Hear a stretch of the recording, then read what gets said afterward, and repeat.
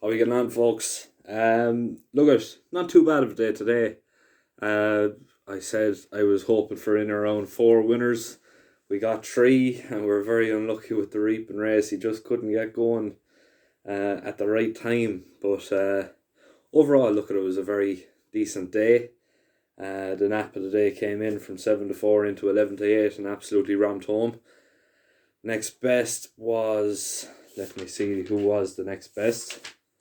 Um,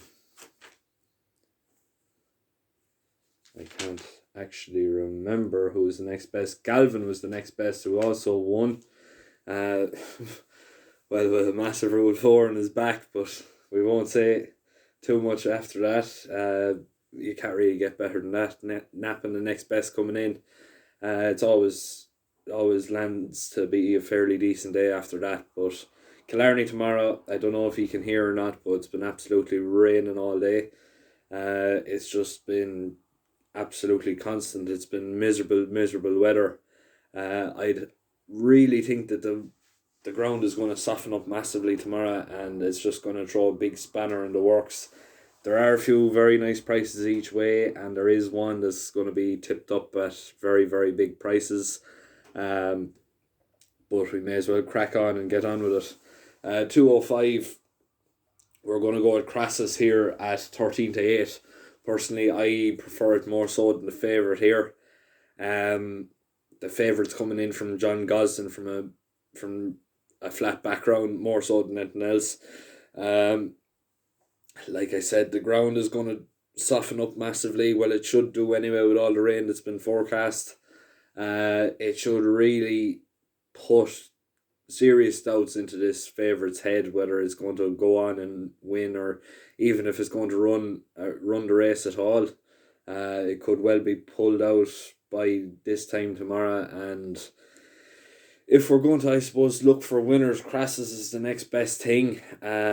It's had a very good run with Duffel Coat obviously came back and boosted the form since.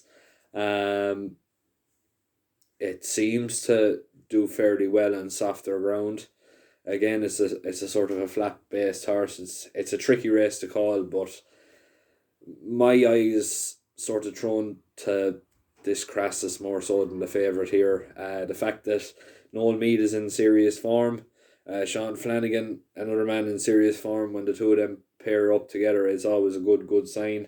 13 to 8 looks to be the more value here between the two. 235, we're going to go with Aaron's Benefit at 10 to 11. Really and truly, this horse is, I'd be very surprised to see this being bet here today. It or 10 to 11.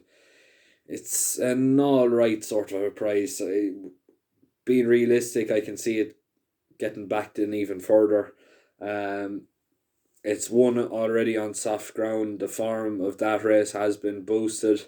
Dennis O'Regan is a man in form, and he's riding for, it could be Kylie, I'm not 100% sure, but if I'm not mistaken, it's Kylie.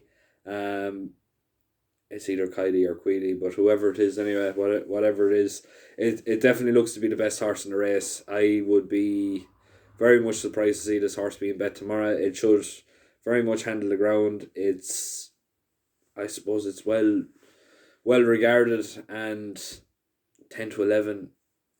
It's not great price, but if you're looking for winners, that definitely looks to be one now tomorrow. 305. We're going to go with the first each way shout here now. We're going to go with Stadius at 16 to 1. Shane Duffy obviously takes or trains this horse here. Shane had a winner in Tipperary there today, a very nice winner as well. Soft ground, it seems to do pretty all right in it. I would be, I suppose, slightly concerned looking at his recent form, but then again, Shane Duffy hasn't really been banging out the winners left, right, and centre. It needs to bounce back, but the fact that this winner for Duffy here today suggests that maybe his yard are starting to come into form. Whether that has a knock-on effect for the rest of the horses, I don't know, but 16 to 1 looks pretty massive, and it should definitely be well worth in each way. Next race of the day then is the 335. Another each way shout here now. We're going to go with Friary Rock at 7 to 1 for the Mouse Morris Yard. This horse is very, very consistent. Overall, the profile looks good. It's faced some fairly decent competition. It's it's got serious form in the book at the end of the day, and serious place form as well.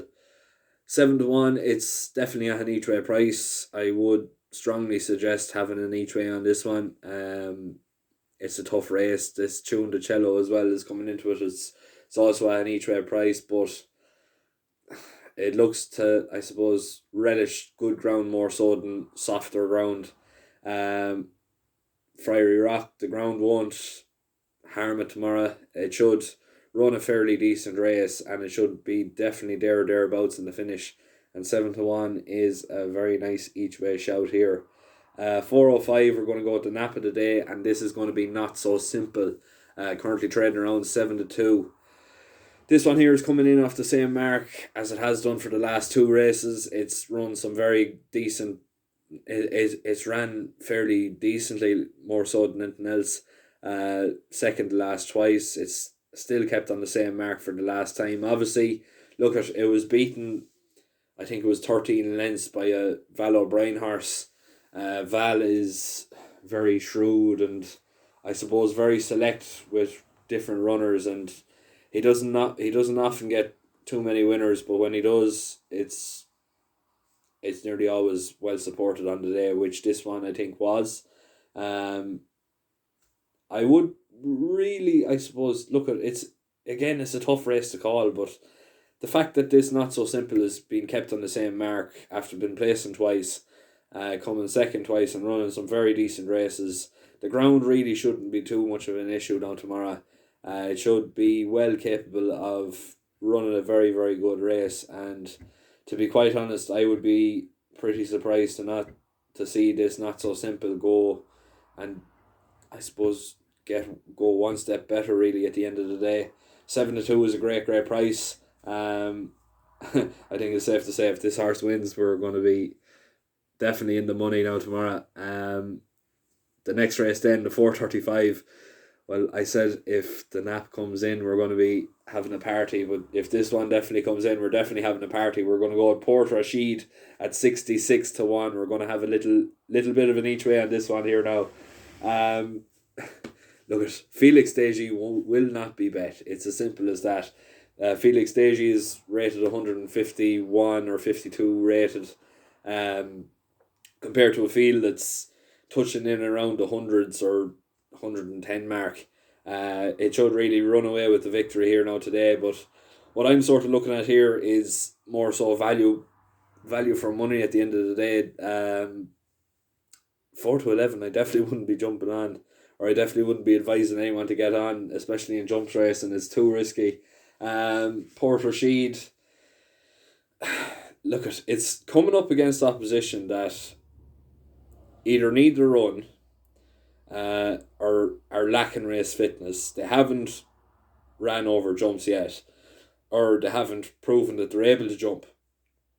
This one here has won over jumps and Thurles before, at another fairly decent price. I think it was 14 to 1 that day.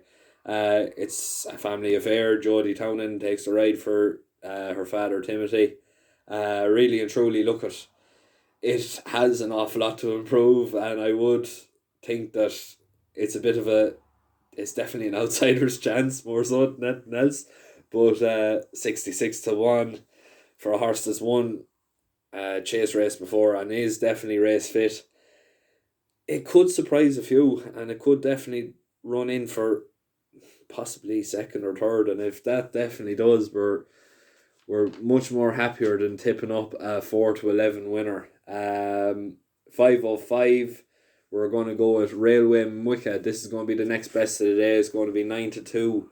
Really and truly, look at it's in good heart. It's finished second and third the last 4 out of 5 times. Is that a sign though? Is it a sign that just the horse hasn't the capability of finishing a race or not? I don't know, but it's a poor enough race, and I definitely think, look at, it's coming in here at a very nice weight. I think it's coming in at 10 stone 11, if I'm not mistaken. Most of these are definitely well into the 11 stone range. Uh, they have to give this Railway Micah the guts of between half a stone and a stone in some cases, and for a horse that's been placed second and third for the last 4 times, I'm going to say it's my next best of the day, and I definitely think it's going to run another very good race. The ground definitely shouldn't be an issue, and Luke Dempsey is riding for, I think it's Paul Flynn or Pat Flynn. Um, it should it should run a fairly decent race, and 9-2 is definitely a very nice price. 505 last race of the day. We're going to go with Pat Klein at 12-1 each way. This one here looks to be fairly nicely treated coming in here.